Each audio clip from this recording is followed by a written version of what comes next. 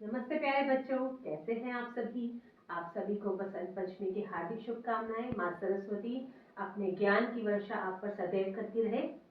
आप सभी को बसंत पंचमी की बहुत बहुत शुभकामनाएं। तो बच्चों, आज हम शुरू करेंगे कक्षा 10 का मीरा के पद। ठीक है बच्चों, तो ये मीरा के पद काव्य भाव में है। मीरा को कौन है उनके आराध्य है। मीरा के आराध्य श्री कृष्ण है। श्री कृष्ण की भक्ति में वो लीन रहती हैं। तो आज हम भी मीरा के साथ श्री कृष्ण की भक्ति में लीन हो जाते हैं। तो चलिए हम अपने पाठ की शुरुआत करते हैं। 1 तो बच्चों, अब हम देखते हैं इस कविता का परिचय क्या है। तो पहले हम किसी से मिलते हैं तो उसका परिचय हो जाए तो ज्यादा बेटर रहता है ना। तो इसलिए पहले हम कविता से परिचय कर लेते हैं। तो इस कविता का परिचय है कि यह कविता भक्ति और श्रद्धा का प्रतीक है। इसमें भगवान श्री कृष्ण की महिमा का वर्णन किया गया है। यह जनमानस के हृदय से जुड़ी हुई है। श्री कृष्ण हम सभी के मन में बसते हैं और मीरा तो उनको अपना सर्वस्व मान चुकी थी। तो इसी प्रकार यह जो पद है मीरा की, वो श्री कृष्ण के प्रेम में डूबे हुए हैं। आगे बढ़ते हैं। तो मीरा के जो पद है, एक बार पाठ परिवेश भी कर लेते हैं कि लोक कथाओं के अनुसार अपने जीवन में आए कठिन दुखों से मुक्ति पाने के लिए मीरा ने अपना घर बार परिवार सब छोड़ दिया था और वो वृंदावन में जाकर बस गई थी और कृष्ण भक्ति में लीन हो गई थी। ठीक है। इनकी रचनाओं में इनके आराध्य श्री कृष्ण कई जगह निर्गुण आकार में और कई जगह सगुण आकार में भी सामने दिखाई दिए हैं। प्रस्तुत पाठ में संकलित दोनों पद मीरा के इन्हीं आराध्य अर्थात श्री कृष्ण के को समर्पित है। और मीरा अपने प्रभु की, कभी कभी हम जैसे किसी को सामने वाले को खुश करने के लिए कभी कभी झूठी प्रशंसा करते हैं ना, पर मीरा उनके प्रेम में आकर उनकी प्रशंसा करती थी। अवसर आने पर डांटती भी थी। हक था, वो अपना हक जताती थी मीरा श्री कृष्ण पर। ठीक है बच्चों, तो श्री कृष्ण की शक्तियों और समर्थन का गुणगान भी करती थी और उनके कर्तव्य भी याद दिलाती थी। तो वो श्री कृष्ण में इस प्रकार डूबी हुई थी कि उन्हें दुनिया में और कोई दिखता ही नहीं था श्री कृष्ण के अलावा। तो दर दर वो श्री कृष्ण पे ही, मतलब उनको ये था कि श्री कृष्ण मुझे हर जगह मिलते हैं बस। तो बच्चों, पहले पद में श्री कृष्ण की किस प्रकार उन्होंने दूसरों की मदद की, तो मीरा अपने पहले पद में यह बखान कर रही है कि श्री कृष्ण ने किस प्रकार द्रौपदी, प्रहलाद और ऐरावत मतलब हाथी के दुखों को दूर किया। तो वो चाहती है कि वो सभी के दुखों को दूर करे। और दूसरे पद में आप पाएंगे कि मीरा श्री कृष्ण की भक्ति में बिल्कुल लीन हो चुकी है। वो उनकी दासी बनने तक को भी तैयार है। वो कहती है मुझे अपने यहाँ दासी का कार्य दे दीजिए, पर मुझे आपके दर्शन पाने हैं। तो वो श्री कृष्ण के लिए कुछ भी इस संसार में करने के लिए तैयार है। जैसे हम किसी के प्रेम में होते हैं तो हम उसके लिए कुछ भी करने के लिए तैयार हो जाते हैं। इसी प्रकार जो मीरा है वो श्री कृष्ण के प्रेम में लीन है, उनकी भक्ति में लीन है। और श्री कृष्ण के मनमोहक रूप का वर्णन भी किया गया है। और मीरा कृष्ण के दर्शन के लिए इतनी व्याकुल है कि वो आधी रात को कृष्ण के दर्शन करने के लिए यमुना के तट पर जाने के लिए भी आतुर हो जाती है। तो हम अपने मीरा के पद का आरंभ करते हैं बच्चों। तो पहला पद है, हरि आप हरो जनरी भी, द्रौपदी दी लाज राखी आप बढ़ायो चीर। तो हम पहले लाइन टू लाइन करते हैं कि यहाँ मीरा कह रही है हरि, हरि मतलब भगवान श्री कृष्ण।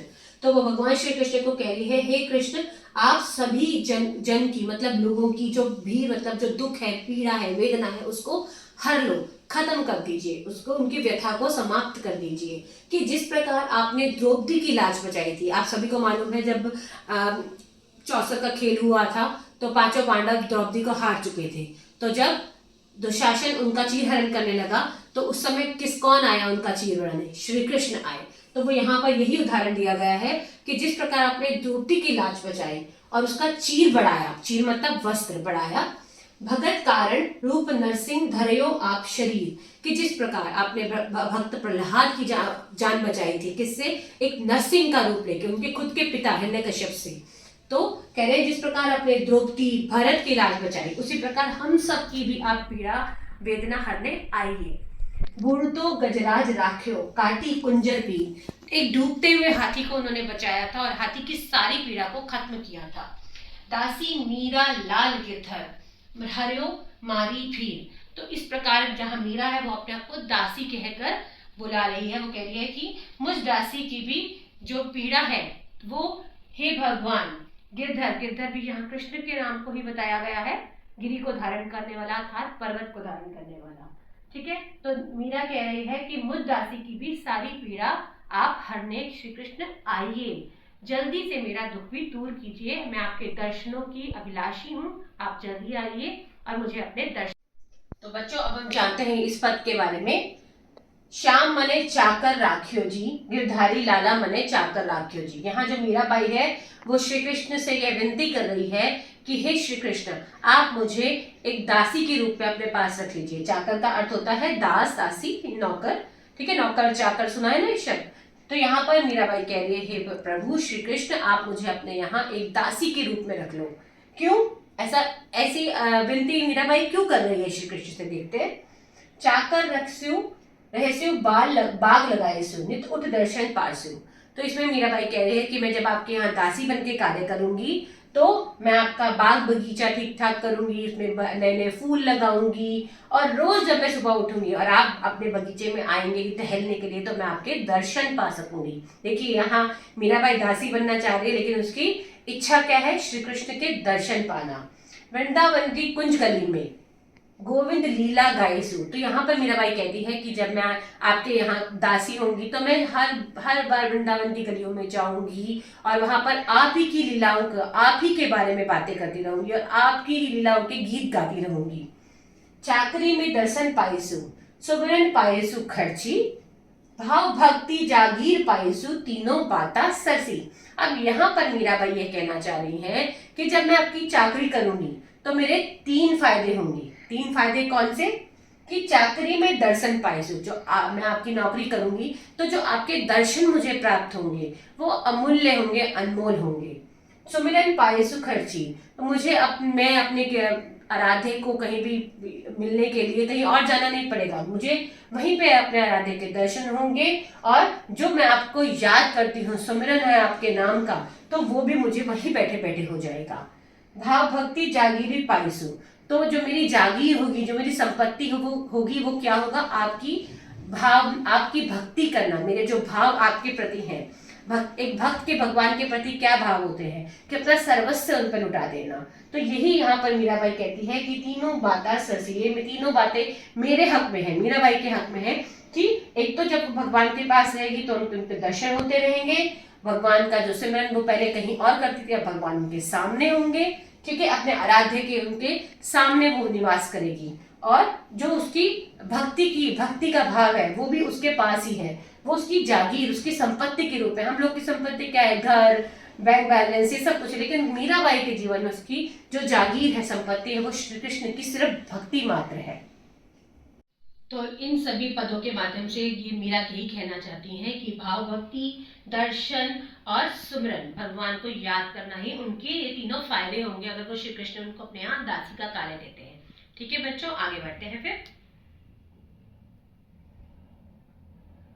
मोर मुकुट पीतांबर सोहे। आप लोगों को यहाँ काफी सारे समाज भी सुनने में आएंगे। पीतांबर पीला है जो अंबर है ना, तो यहाँ के मीरा कह रही है मोर मुकुट पीतांबर सोहे गल वैजंती माला। अब यहाँ मीरा श्री कृष्ण के रूप का, उनके वस्त्रों का, उनके मुकुट का, उनके हर एक चीज का वर्णन बड़ी ही सुंदरता से कर रही है। कह रही है मोर मुकुट पीतांबर सोहे गल वैजंती माला, वृंदावन में धेनु चरावे मोहन मुरली वाला।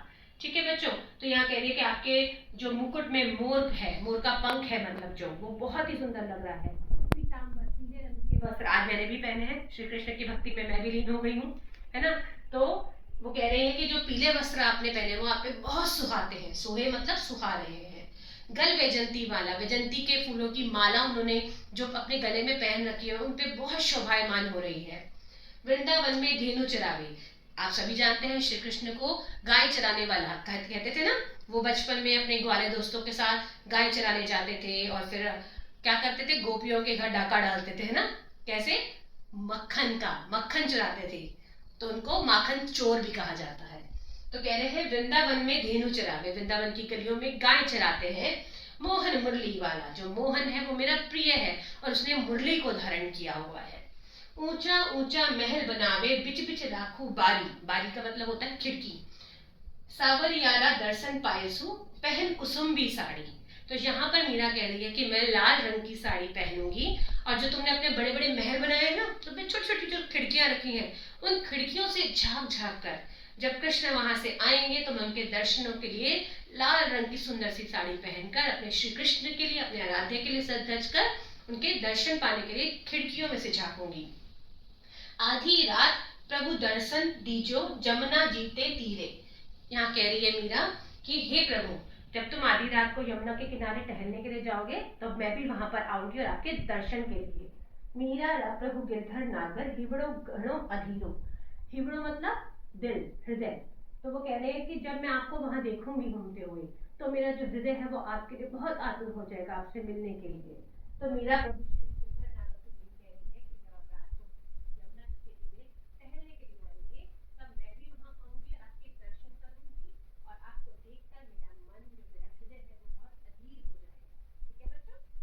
तो अगला पद हमसे क्या कहना चाह रहा है बच्चों? देखिए, ये इन पदों में जो मीराबाई है वो सिर्फ और सिर्फ कृष्ण के बारे में ही बात कर रही है। आपको पता होगा, आपको ज्ञात होगा कि मीराबाई के प्रेम का उदाहरण तो आज के युग में भी दिया जाता है। कब के युग की बात है, और आज भी मीराबाई को हम उन्हें याद कर रहे हैं, तो कुछ तो बात होगी उनके रिश्ते में, है ना? तो मोर मुकुट पीतांबर सोहे गलवे जंती माला, वृंदावन में धेनु चरावे मोहन मुरली वाला। तो यहाँ पर मीराबाई कह रही है, यहाँ मीराबाई श्री कृष्ण की सुंदरता का, उनकी जो उन्होंने पहना है, जो उन्होंने गले में पहना है, वो उनकी क्या मुरली की, उन सब की विशेषताओं का वर्णन यहाँ पे मीराबाई कर रही है। किस प्रकार से वो कह रही है कि श्री कृष्ण जो आपके मुकुट में मोर पंख लगा है और जो आपने पीताम्बरी कपड़े पहने हैं। पीताम्बरी देखिए, आपका समास क्या दा रहे हैं ना, पीताम्बर पीला है जो अंबर, कर्णधार है, और पीला है अंबर जिसका, अर्थात श्री कृष्ण। यस, बिल्कुल। तो यहाँ पर मीराबाई कह रही है जो आपके मुकुट में मोर पंख लगा हुआ है वो अति सुंदर है, और जो आपके पीले वस्त्र हैं, आज देखिए मैंने भी पीताम्बर धारण किया हुआ है, तो श्री कृष्ण की भक्ति में मैं भी मीराबाई के साथ लीन हो गई हूँ। ठीक है, तो जो आपने पीताम्बर, जो आपके वस्त्र है वो आप पे बहुत सुहाते हैं। आपके गले में विजंती की माला मोतियों की माला से भी अधिक मूल्यवान लग रही है, बहुत सुशोभित हो रही है आपके गले में। वृंदावन में धेनु चरावे, धेनु का मतलब क्या होता है? गाय। तो कह रहे हैं वृंदावन की गलियों में आप गायें चराते हैं, और उनको क्या नाम दिया है? मोहन मुरली वाला।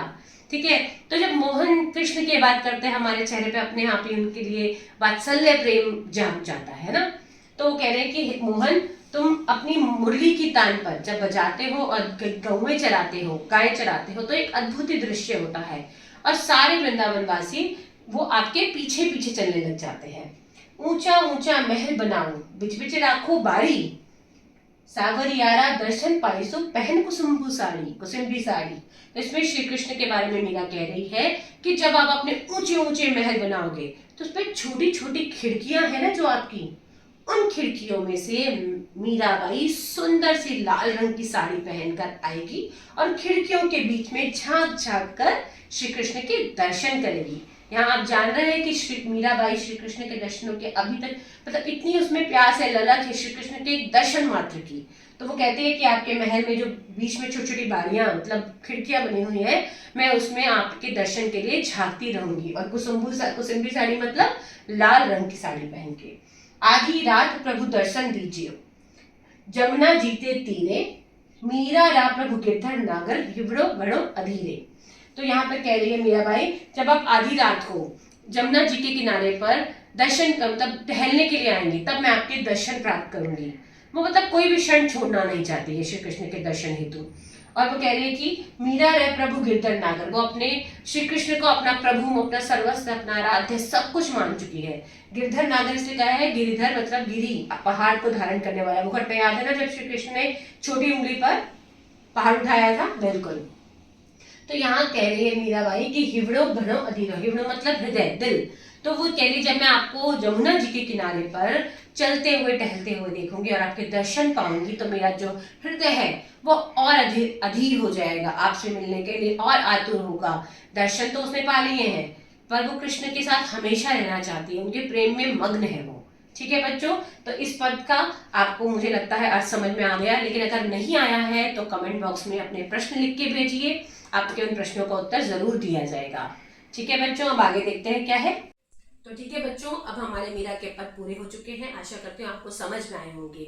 अगर आपको नहीं समझ में आए हैं तो प्लीज कमेंट बॉक्स में डालिए, मैं आपके सभी प्रश्नों के उत्तर दूंगी कमेंट बॉक्स के माध्यम से ही। तो अब इस कविता के माध्यम से, पदों के माध्यम से हमें क्या भावनाएं हमारे सामने आई। ये कविता की भावनाएं हैं कि कविता में गहराई से भावनाएं व्यक्त की गई हैं, हृदय से, दिल से मीरा के मतलब रोम रोम में श्री कृष्ण बसे हैं और भक्ति भाव और सच्चे प्रेम का अद्भुत उदाहरण है। कई बार हम जब प्रेम का उदाहरण देने में आते हैं तो श्री कृष्ण और मीरा का उदाहरण सर्वप्रथम होता है ना। तो संदेश क्या मिलता है इन पदों से? इन पदों का मुख्य संदेश भक्ति और विश्वास पर है। भक्त को अपनी श्रद्धा में स्थिर होना चाहिए। आप लोग सभी भगवान को मानते होंगे, भगवान, ईश्वर, अल्लाह, वाहिगुरु, किसी को भी मानते होंगे, लेकिन उनमें विश्वास होना जरूरी है। कहते हैं हमें भगवान पे दर पर जाकर मांगना नहीं चाहिए, उनको मानना चाहिए, है ना। अगर हम भगवान में विश्वास रखेंगे, मानेंगे, तो भगवान हमेशा दिल खोल कर अपने दोनों हाथ फैलाकर हमारे सामने खड़े होंगे कि लीजिए क्या चाहिए, है ना। चलिए आगे बढ़ते हैं। तो बच्चों आगे बढ़ते हैं। अब इसमें विश्लेषण और निष्कर्ष, कंक्लूजन क्या निकला कविता पढ़ने के बाद? समाज में भक्ति का भाव बढ़ा। ठीक है, समाज में भक्ति का स्थान महत्वपूर्ण है। यह भक्ति, जो व्यक्ति भक्ति करता है वो सच्चाई की ओर अग्रसर होता है। भक्ति कभी भी झूठे मन या फिर झूठ से नहीं हो सकती कि मन तो कहीं और है और आपका तन तो माला जप रहा है और आपका मन चारों दिशाओं में घूम रहा है। याद है ना, बिल्कुल सही जा रहे हैं। आपका एक और भी इसमें दोहा है ना। तो श्रद्धा का महत्व है। श्रद्धा का महत्व जीवन में सर्वत्र मिलता है। यह साधक को अपने लक्ष्य की ओर संतुलित रूप से बढ़ने में मदद करता है। अगर आप में श्रद्धा है, आप में विश्वास है, तो ईश्वर की प्राप्ति किसी न किसी रूप में, मैं ये नहीं कहती कि ईश्वर स्वयं प्रकट होंगे, क्योंकि हम सभी के मन में ईश्वर है, हम सबके दिल में ईश्वर है, तो किसी न किसी रूप में, किसी व्यक्ति के रूप में, किसी भी प्रकार वो हमारे सामने आएंगे और हमारी मदद करेंगे। कविता की संप्रेषणीयता है कि इसे जन जन के निकट बनाती है और भक्ति को संप्रेषित करने का साधन है। तो कविता आप देखेंगे या पद कहेंगे हम इसको, पद में मीरा जो है, मीरा भाई क्या कह रही है? यही कह रही है कि बस मैं श्री कृष्ण में लीन हूँ, वो मेरे आराध्य हैं, वो मेरे सब कुछ है और इस दुनिया में श्री कृष्ण के अलावा मेरा कोई भी नहीं है। तो यहाँ पर हम भी यही आपको स्पष्ट करना चाह रहे हैं। आशा करती हूँ आपको सब समझ आया होगा। आगे बढ़ते हैं। तो बच्चों अभी हमारे मीरा के पद समाप्त हो चुके हैं, तो आप इसको ध्यान से सुनिए, एक एक पद को ध्यान से सुनिए। फिर भी कहीं अटकते हैं तो कमेंट बॉक्स में आप अपने प्रश्न पूछिए, उसका जवाब आपको तुरंत मिलेगा जैसे ही मुझे समय मिलेगा। ठीक है, पर मैं जल्द से जल्द देने का प्रयास करूंगी। ध्यान से पढ़िए, बहुत इंपॉर्टेंट है। इसमें बहुत सारे प्रश्न उत्तर आते हैं, चाहे इसको भावार्थ के माध्यम से आए या पंक्तियों का आशय स्पष्ट करने के माध्यम से आए या भक्ति और भक्त की भावना को व्यक्त करने के लिए, तो किसी प्रकार के भी प्रश्न इसमें आ सकते हैं। ठीक है बच्चों, तो all the best for your exam. बहुत अच्छे से तैयारी कीजिए। माँ सरस्वती का आशीर्वाद आपके साथ हमेशा रहेगा। वसंत पंचमी की हार्दिक शुभकामनाएं। धन्यवाद।